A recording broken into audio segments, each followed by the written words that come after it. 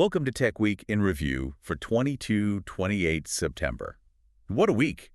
If you were trying to keep up, you probably felt this. Yeah. This real tension. Oh, definitely. It was like the huge push for AI dominance slamming right into, Yeah. well, demands for control and accountability. Yeah, exactly. That tension really defined things. It did. And we've sifted through a pretty dense stack of sources: AI regulation, geopolitics, the job market shifts, even big consumer fines. Right. So our goal here is to pull out the key facts for you, but also, maybe more importantly, connect those dots, show you the global impact. Yep, how it all fits together. We've sort of grouped these stories into three main areas. First, what we're calling the geopolitics of AI control. Second, how these systems affect people. So AI's human impact and bias. Crucial area. And finally, the big fights over consumer accountability and cost. So let's dive right in. Maybe start with the EU. Okay, yeah. The EU is really determined, it seems, to regulate AI first. We saw that clearly this week. Well, the Commission basically confirmed they're not hitting pause on the AI Act. No stop-the-clock moratorium. Even though some big names, like Mario Draghi, were calling for caution, citing unknown risks. Exactly. They're pushing ahead. The Commission's director for data basically said their focus now is just making the existing rules work in practice. Get it functional. So is that about speed? Trying to set rules before the next AI wave hits? Or is it something else? It feels like they want to plant their flag first, you know? But it definitely highlights the need for global standards, which a huge coalition is now demanding. Right, I saw that. Over 200 leaders, Nobel laureates, execs from Google DeepMind, OpenAI. Yeah, a big group. And they're pushing for international AI red lines by 2026. And these aren't small things either. We're talking banning AI for, like, launching nukes. Right. Nuclear attacks, mass surveillance, deceptive human impersonation. The big, scary stuff. Maria Ressa's warning about epistemic chaos really stuck with me there. It's a powerful phrase, isn't it? For you listening. Epistemic chaos. Basically means reality itself starts breaking down. You can't tell what's a human fact versus a machine lie. A fundamental threat to trust. Absolutely. So that's the call for rules. Yeah. But how are nations actually using and controlling AI right now? Meta made a pretty big move. Oh, yeah. Giving access to their Llama AI model specifically for national security. Key allies, right? France, Germany, Italy, NATO, South Korea. Yep. It's a very clear technological alignment, equipping democracies, as they put it, to defend themselves, maybe against deepfakes, disinformation. And it comes right after reports that China had modified older Llama versions for military programs. Seems like a direct response. You see the open source model being sort of weaponized, or at least used in that geopolitical game. But then, almost immediately, you get this counterpoint, Microsoft. Right. Microsoft cutting off services, Azure Cloud, and AI to a unit within Israel's Ministry of Defense, the IMON. Because, according to Microsoft, they found evidence the services were being misused for mass surveillance of Palestinian civilians. Which violated Microsoft's own terms of service. Exactly. So even for a government ally, they drew a line. It sets a pretty strong example about ethical boundaries, even for big tech. That Microsoft block feels significant, setting a corporate boundary like that. But while the West is wrestling with ethics, The East is focused on scale. seems like it. Alibaba announced a massive boost to its AI budget on top of an already huge infrastructure commitment. Billions and billions. And they just launched Qwen 3 Max, an AI model with over 1 trillion parameters. $1 trillion, that's Yeah. huge. They're claiming it beats top global models in some areas. That's the claim. The ambition is definitely there. But there's the catch. Uh-oh. Geopolitics again. China's own internet regulator has banned major Chinese tech firms from buying essential NVIDIA AI chips. Why? Security concerns. That's the stated reason. So Alibaba builds this monster model, but they might get choked off from the very hardware they need to run and improve it. Hardware largely controlled by. The U.S.? Right. So the battlefield isn't just code anymore. It's the physical supply chain for those chips. That's where the friction really is. Okay, so shifting from that global friction to, well, how this affects actual people, we have to talk about bias in AI, especially in medicine. Yeah, this is worrying. New research confirmed AI tools are downplaying symptoms for women and ethnic minorities. And the root cause is the data they're trained on. It just lacks diversity. Pretty much. If the training data doesn't reflect the population, the AI just doesn't learn to recognize diverse symptoms accurately. It defaults to the majority pattern it was trained on. Which leads to really dangerous outcomes. For sure. Look at the systems in the US and UK.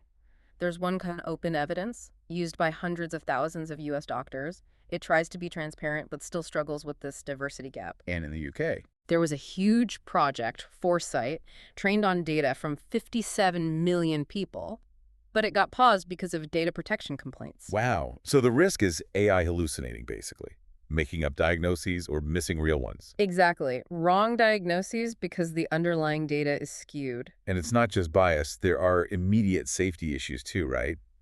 With chatbots. Yeah, studies showing really inconsistent, sometimes harmful advice from AI chatbots on sensitive stuff, like suicide prevention. That's incredibly disturbing. Yeah. And some actual cases have been linked to these interactions. Sadly, yes. Which just ramps up the urgency for global safety standards, real enforceable standards. So you have these massive concerns about bias and safety, Yeah. but at the same time, AI is just flooding the tech workforce. Completely. Google did a study, 90% of tech pros now use AI daily. That's up 14% in just a short time. It's everywhere in software development now. 90% usage.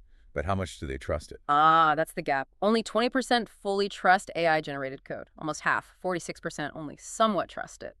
So they're using it, but they have to double-check everything. Constantly auditing, reviewing. It suggests AI is maybe more like a productivity tool right now, not a replacement for actual expertise. But it is replacing something, isn't it? The entry-level jobs. Unfortunately, yes. That seems to be the trend. Because you need experienced people to check the AI's work, the bottom rungs of the ladder are vanishing. Software engineering job listings plummeted 71% since February 2022. 71%. Wow. So what does that mean for new grads? It means brutal competition. We're hearing about grads sending out like 150 resumes just to get an interview. That's insane. It's led to this really startling statistic. Unemployment for computer science grads is now higher than for fields like art history. Higher than art history. That's hard to believe. AI is automating the entry ramp to the industry. Seems like it's automating it right out of existence for many. Okay, so that contraction in jobs driven by automation, it kind of parallels a contraction in corporate power, maybe driven by regulation, like that huge Amazon fine. Yeah, the FTC settlement, $2.5 billion. That's a record, I think. All focused on dark patterns around Prime membership, right? Making it easy to sign up, impossible to quit. Exactly. The ultimate penalty for, well, obstructing users, signing up, 2 clicks, canceling. Amazon's own staff called it the Iliad flow. The Iliad flow. Seriously, like the Trojan War. Apparently. 4 pages, 6 clicks, 15 different options just to cancel. It was deliberately difficult. A masterclass in frustrating people into just giving up and paying. Pretty much. So the settlement forces them to simplify sign-up and cancellation. Sends a very clear message. Intentional digital roadblocks will cost you. Big time. Okay, sticking with digital platforms. Right. What about kids' safety? More scrutiny there, too. Definitely. Canadian regulators slammed TikTok, called their age verification tools inadequate. And they had data. Yeah, suggesting 17% of kids aged 6 to 12 are using it actively in Quebec, which is way too young. Wow. And Meta's Instagram isn't doing much better. Apparently not. A whistleblower report found 2/3 of their new teen safety tools are ineffective or easily bypassed. Things like adults still being able to message minors directly, or algorithms actually promoting self-harm content, even with safeguards supposedly in place. That's deeply concerning. So the tools aren't working as intended. Doesn't seem like it, no. And speaking of platforms and rules, we saw an interesting reversal from YouTube this week. Oh, what happened? They reinstated accounts they'd previously banned for COVID and election misinformation. People like Steve Bannon. Why the change? Alphabet's lawyers cited government pressure, actually, and wanting to better balance, quote, conservative voices. A policy shift. Okay. That feels different from what Meta's doing in the UK, though. Right. Meta launched an ad-free subscription in the UK. Facebook, Instagram, £3.99 a month. And the UK regulator liked it. Yeah, the Information Commissioner's Office, the ICO, they welcomed it, saw it as giving users a real choice away from targeted ads being the default. Which is interesting because that feels different from the EU's stricter privacy stance. Yeah. A bit of a UK-EU split there. Seems like a divergence, yeah. Different approaches to user choice and data. And regulatory pressure isn't just digital, it's hitting hardware costs too. Xbox prices are going up again. Second time this year for the Series X and S. And while, yeah, Moore's Law slowing down is maybe a tiny factor, It's mostly the tariffs. primarily, yes. President Trump's tariffs on imported electronics, Microsoft is basically forced to pass those costs onto consumers. So much for consoles getting cheaper over time. That's a big shift. It really is. Disrupts decades of expectation. Okay, but there were a couple of positive consumer notes. Things getting easier. Yeah, 2 quick convenience wins, both with a privacy angle. Apple Wallet's getting digital U.S. passports by late 2025. For TSA checkpoints, select ones. Right. Places like Arizona, California initially. Not for international travel yet, but handy for domestic flights. Yeah. Secure, convenient. And WhatsApp? Rolled out in-app translation. You can translate messages right there in the chat. Without the message leaving the app. Crucially, yes. Meta says it's processed on the device itself. Your messages aren't sent off to some external server. It's part of that bigger push towards privacy-first on-device processing. Got it. And just quickly rounding out the week's geopolitics, the TikTok sale, any movement? Well, President Trump signed an executive order aimed at finalizing the sale of U.S. operations, but The algorithm. still the sticking point, Beijing controls that core algorithm. Unless the Chinese government approves handing that over, the sale seems pretty much stalled. It's the AI itself that's the issue. So that really sums up the week, doesn't it? This frantic race for tech dominance, Alibaba's cash, Meta's Llama. Running smack into demands for ethical control, for acknowledging human reality. The Amazon fine, the bias in healthcare AI, Microsoft drawing that line on surveillance. Exactly, that collision. Which brings us to a final thought for you, the listener, to chew on. Okay. We talked about the collapse of entry-level tech jobs because AI is automating them away. New grads are struggling. Right, a tough market. At the same time, the Trump administration announced this executive order, a potential $100,000 annual fee per H-1B visa. Wow, $100K per visa. Per year. Per year. Framed as prioritizing American graduates. Okay. So here's the paradox, the question for you. If the domestic job supply for entry-level tech is already shrinking because of automation, how does a policy that might push highly skilled, experienced international talent out of the U.S., how does that ultimately impact America's ability to innovate and compete, especially against rivals like China? That's a really critical question. With automation shrinking one end of the talent pool, do you really want to squeeze the other end with massive fees? Legal challenges are coming for sure. Immediately, yes.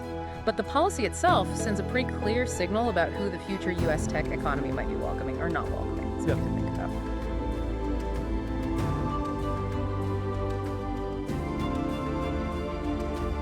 Tech Week in Review is hosted by Adam Carter and Eve Harrison. Music by Federico Luyo, Jamie Wright, and Alex Grohl. Sound mixing and editing by Nigel Dixon-File. Tech Week in Review is produced by CTF Initiative in conjunction with TechFyle.